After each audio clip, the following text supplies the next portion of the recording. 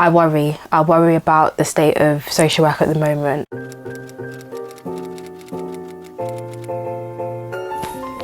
Hello, hi guys, welcome back to my channel, Young Black Social Worker, where I talk about all things related to social work.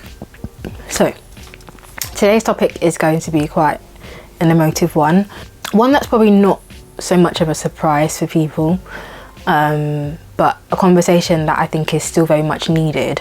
So the topic that I'm going to be talking about is why are social workers leaving the profession?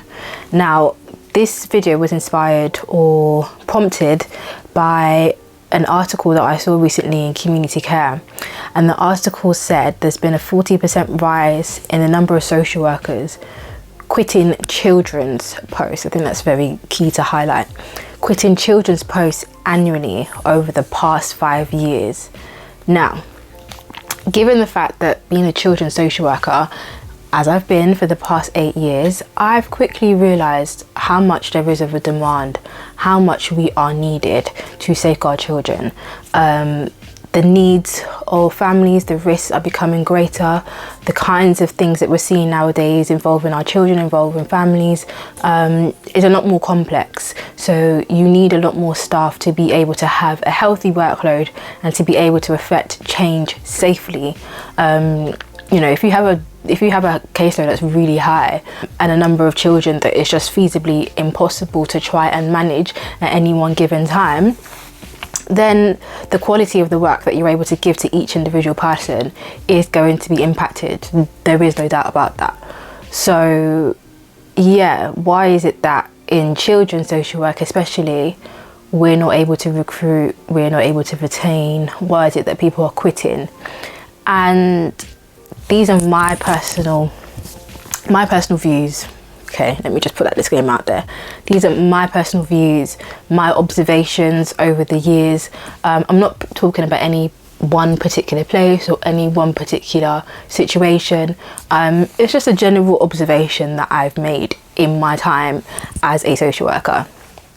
So if we think about some of the reasons why people leave, so one of the factors that people leave, that prompts people to leave the profession, is due to finances. So I know people will say, and I will say, that you're not in social work for the financial gain. There is no financial gain. When you think about what we do on a day-to-day basis, I don't think there's any money that could cover what it is that we do. However, we are still human too. We still have a lifestyle that we need to live. We still have bills to pay. We still have dependents. We still have families, whatever. So doing a social work role, children's social work role, for the right financial price does go a long way in terms of whether you stay or you go in the profession or in a local authority, for example. If you're being paid less than, say, a neighbouring local authority, then you might be considering why you're staying where you are. So that might be a reason why people are quitting the job. It might be another reason as to why people are going agency, because there is a greater financial gain by going agency locum than being a permanent member of staff. Now, there are pros and cons for both agency and permanent. This is not the video to be advocating for either of them. I did actually record a video like last year, but I never actually put it out, so I might re-record it and put it out, just talking about what the pros and cons are of being an agency and a permanent worker, especially given the fact that I've been both. But anyway, I'm digressing. So yeah, financial reasons is why people might be leaving the profession. Another reason why I feel that people may be leaving the social work profession is due to the fact that it is stressful. There's no two ways about it. It has its challenges. It's not easy. If there's a worker out there that can tell me that what we do on a day-to-day basis is easy, I'll buy you lunch. Because it isn't easy, it is challenging. You do have to have a degree of resilience to be a children's social worker. You do have to have a degree of patience to be a children's social worker. And yeah, I think sometimes when it gets too stressful, too overwhelming, people are just making the decisions to put themselves first, really, and leave the profession altogether, which is unfortunate. Again, going back to what I said earlier, due to the fact that we need social workers. We need social workers who can do safeguarding. We need social workers who can do child protection. We need social workers who can work with, you know, our children who are looked after, children who come into our care, you know, our most vulnerable children in society, basically. Without social workers, what would we have? We would have nothing.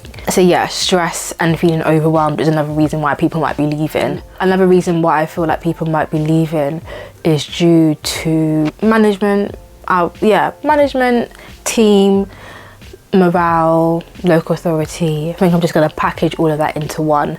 So where you are in your social work role, for some people, because I found that there are people who can be quite dynamic. They can go somewhere, they don't need that sense of belonging in terms of being in a team, in sense of gelling with their colleagues or gelling with their managers.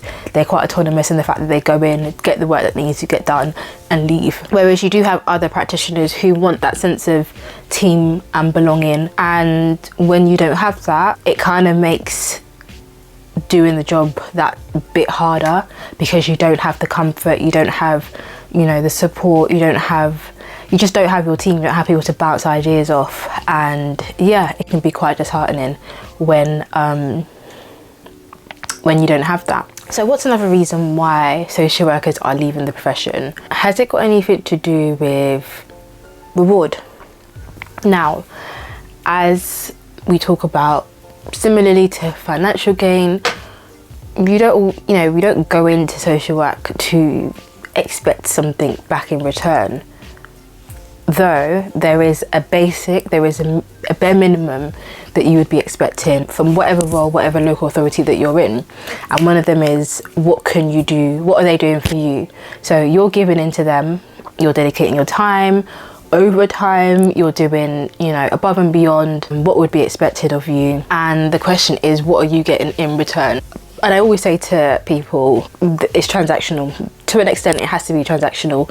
What are you giving me as much as what am I giving you? What are things that a local authority could give you? There's obviously your standard things like your annual leave, your pay, supervision, but what about the additional things that make where you're working stand out, make it worth you going there, worth you getting up every morning, making the travel down there, coming back even when there are days where you just feel like, I can't be bothered with this, it's too much, I'm stressed, I'm overwhelmed, I want to pack it in. What is it that is prompting you, that is encouraging you to come back? It's things like, you know, what training are they putting you on? What training are they offering you?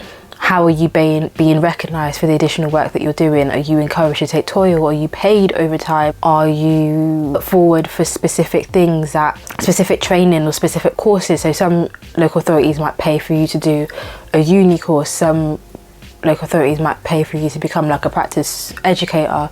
Some local authorities might pay for you to specialise in something. So like if it was adult mental health, it might be like an improved mental health practitioner. If it was children's, it might be a systemic family therapist. It might be whatever it is. What is it that they're offering you that I guess makes it worthwhile? And another thing to think about that I feel like needs to be addressed quickly is that if we do not support staff, if we do not reduce caseloads, if we are unable to recruit, then we will be left in a situation whereby the workers that you do have are stretched.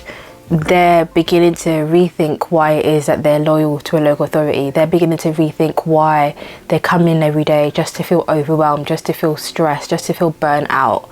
And we will be in a whole pandemic in itself, a whole new pandemic in itself, in that we will have no social workers.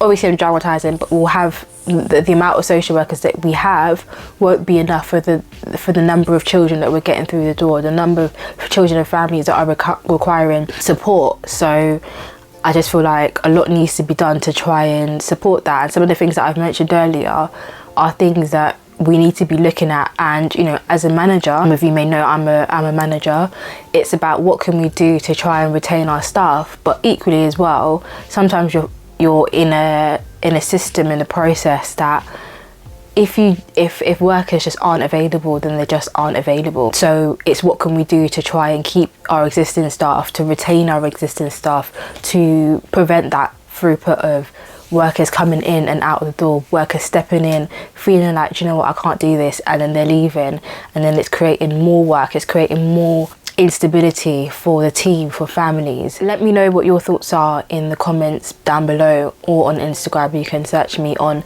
Young Black Social Worker. Let me know what your thoughts are about why social workers are leaving so quickly, and also let me know about your thoughts of what can we do to try and keep our staff, because we need them. You know, social workers are so valued. We do such a hard job, and yeah, we don't get enough praise, enough credit for it. And you know, I don't want, I worry about the state of social work at the moment, and I wonder what needs to happen before there is a significant change. That's enough of me going on and on and on. Please make sure that you like, comment and subscribe. Let me know down below in the comments if there's any other videos that you would like me to do, and I'll see you in my next one. Bye.